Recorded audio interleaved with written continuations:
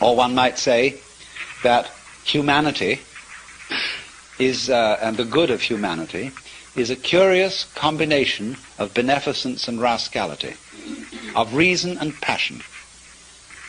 And if human beings didn't have those two sides, they would be less than human. Man is in a certain sense redeemed by his passions, redeemed by being something of a rascal.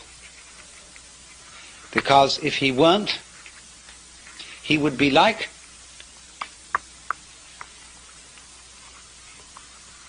a stew with no salt in it. The salt somehow is something that in a large quantity is horrible, but in a certain small quantity delightful.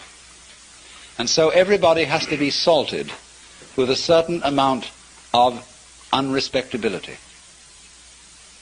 Otherwise, they're impossible and intolerable. The only thing is, as a fervent cook, don't overdo it. It is in that respect, you know, that it's said of great gurus in India. They have a very funny thing they say. People, Westerners, go over and they meet this man who's supposed to be extremely holy. And they're all agog, you know. And then after spending a few days with him, they begin to wonder. They find he smokes cigarettes. They find that he occasionally loses his temper.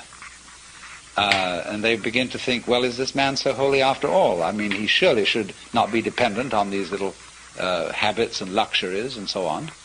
And then they find he has a girlfriend. And then they leave because they're so scandalized.